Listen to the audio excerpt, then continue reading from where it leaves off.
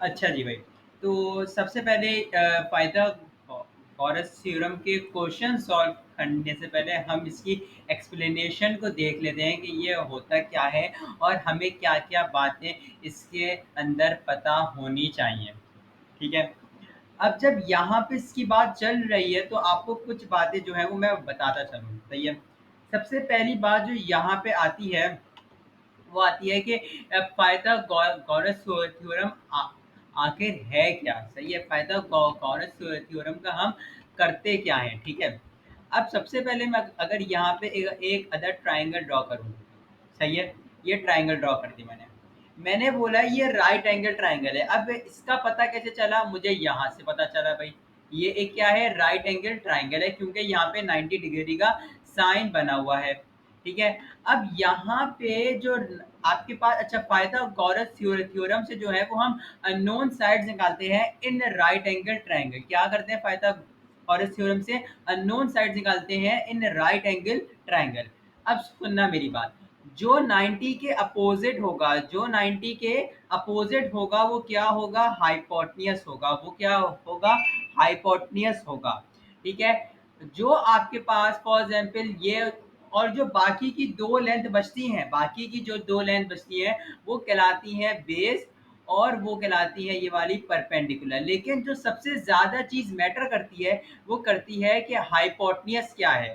ठीक है? बेशक शेप जैसा भी बन के आ जाए, 90 डिग्री का साइन जहां भी नजर आएगा उसके अपोजिट हाइपोटेन्यूस है। मैं कुछ यहाँ पे आपको एग्जाम्पल बना के दिखा देता हूँ, सही है? ये आपका फॉर एग्जाम्पल ट्रायंगल है, कहीं से भी नहीं लग रहा है कि राइट एंगल ट्रायंगल है, लेकिन मैं इसको बना दूंगा राइट एंगल ट्रायंगल। मैंने बोला ये बन गया।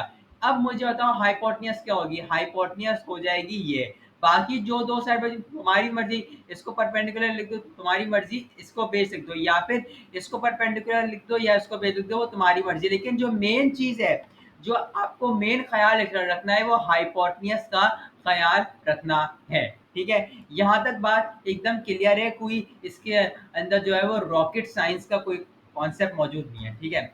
अब मैं यहाँ पे आता हूँ एक और कॉन्सेप्ट लेके।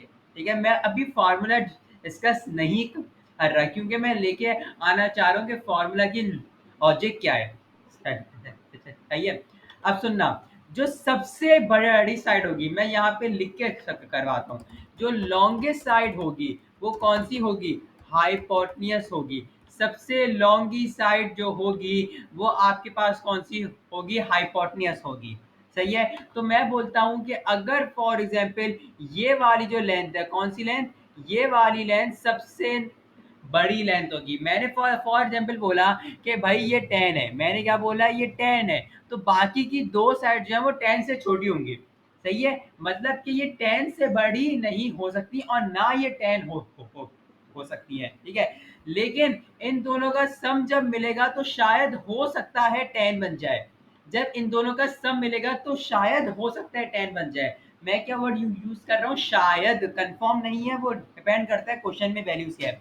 मैं कहूंगा कि फॉर एग्जाम्पल ये 9 है, मैं कहूंगा ये 8 है, लेकिन मैं ये नहीं कह सकता ये 10 है या 11 है, 12 है या 10 से बड़ी कोई वैल्यू है। अब इसके आते हैं फॉर्मूले के ऊपर। इसके ऊपर फार्मूला क्या होता है इसका? ठीक है? इसका जो फार्मूला है वो होता है H square is equal to P square plus B का स्क्वायर। अब मेरे पास यहाँ स्क्वायर मौजूद नहीं है, अगर मुझे मिल जाता है कहीं से लिखने को तो मैं लिख देता हूँ यहाँ पे। ये रहा, हाँ मिल गया।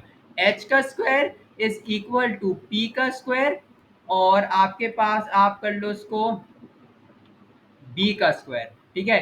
तो जो फॉर्मूला निकला वो क्या निकला कि H square is equal to P square plus B का स्क्वायर जो है वो इसका फॉर्मूला है। अब आपको खुद समझ में आ गई होगी कि ये फॉर्मूला की लॉजिक क्या है इसके पीछे। इसके पीछे जो लॉजिक है वो यही लॉजिक है कि एच स्क्वायर सबसे बड़ी लेंथ है और इसके इक्वल जो आएगी वो आपके पास मेन चीज होगी। क्या होगी? मेन चीज होगी। ठीक है? अच्छा जी। अब मैं यहाँ पे जो है वो इसके अलावा कोई भी कॉन्सेप्ट नहीं है। यहाँ पे जो है वो कॉन्सेप्ट वाली जो वीडियो है वो कंप्लीट होती है और अगली वीडियो में जो है वो मैं इसके प्रैक्टिस क्वेश्चन जो है वो करवाऊंगा। अभी जो का जो कॉन्सेप्ट है उसी कॉन्सेप्ट के बेस पे जो है वो क्वेश्चंस आएंगे। अगर कोई ऐसा क्वेश्चन आता है इसके अंदर न्यू कॉन्सेप्ट है या कोई ऐसी बात है जो मैं यहाँ बताना भूल गया हूँ, तो मैं वो वाली चीज़ उसमें बता दूंगा। लेकिन मैं अभी भी मुझे एक बात याद आई कि हाइट और स्लांट हाइट क्या होती है। भाई देखो, स्लांट हाइट जो होती है वो आपके पास होती है थोड़ी सी टेढ़ी हाइट। क्या होती है टेढ़ी हाइट।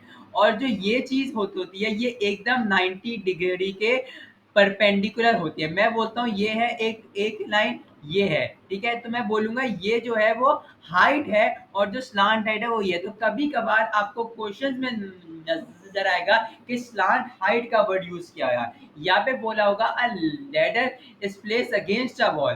तो क्या होगा इसका मतलब कि लैडर जो है वो थोड़ी सी टेढ़ी रखी जाती है ताकि आप उसके बाद जो है वो चढ़ सकें। तो जो टेढ़ी रखी जाती है वो क्या होती है, वो हाइपोटेन्यूस होती है। तो क्या क्या हाइपोटेन्यूस के वर्ड यूज हो सकते हैं, स्लांट हाइट या अ ladder is kept leaning against the wall. ठीक है, यहाँ तक बात एकदम क्लियर है। ठीक है, अगली वीडियो में मैं इसके क्वेश्चन सॉल्व कराऊंगा।